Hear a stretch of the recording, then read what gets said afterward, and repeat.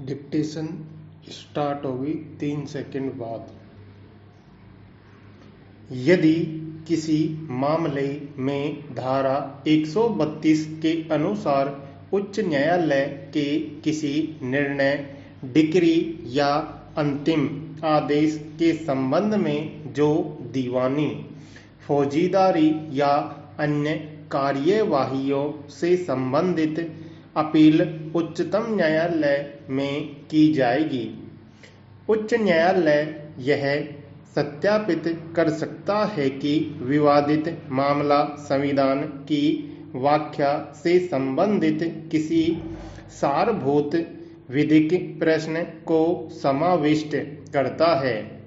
जब कोई उच्च न्यायालय इस आशय का प्रमाण पत्र देने से इनकार कर दे तो उच्चतम न्यायालय अपीलार्थी को अपील की विशेष अनुमति दे सकता है, यदि वह संतुष्ट हो जाए कि विचारित मामले में कोई सारभूत विधिक प्रश्न समाविष्ट है। जहां ऐसा प्रमाण पत्र उच्च न्यायालय द्वारा दिया जाता है या उच्चतम न्यायालय अनुमति प्रदान करता है, कोई भी पक्ष उक्त निर्णय के विरोध में उच्चतम न्यायालय में अपील कर सकता है। पैरा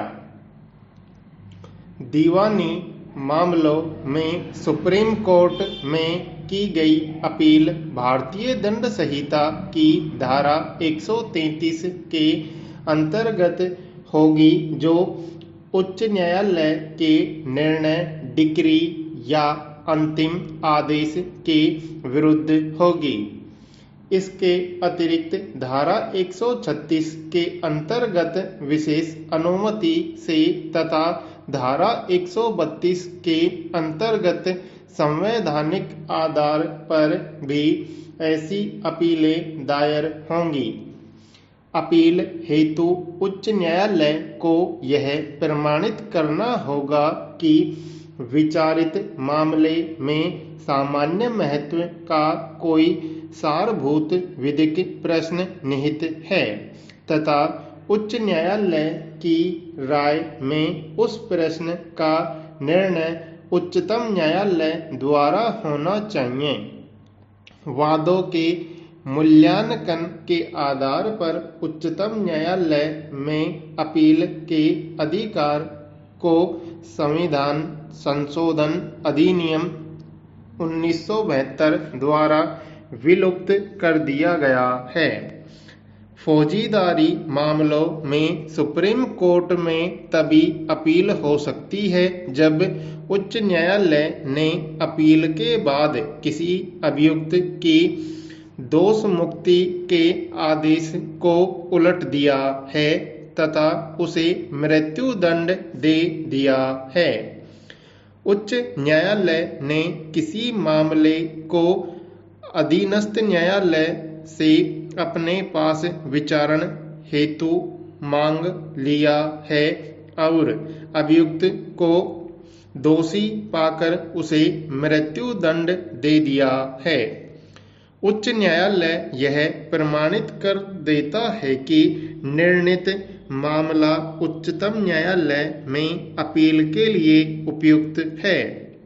भारत के संविधान ने उच्च न्यायालयों को न्यायिक प्रशासन, कनिष्ठ न्यायालयों द्वारा न्याय के खिलाफ अन्याय होने की दशा में त्वरित कदम उठाने वाले लोगों के अधिकारों की सुरक्षा करने तथा यह सुनिश्चित करने के कि प्रशासन विधि की सीमाओं के अंतर्गत ही कार्य करें, महत्वपूर्ण और प्रभावशाली शक्तियां प्रदान की हैं। इस प्रकार आधुनिक न्याय व्यवस्था में उच्च न्यायालय को सम्मानपूर्ण, गरिमामय एवं अधिकारिता युक्त उच्च स्थिति प्राप्त होती है।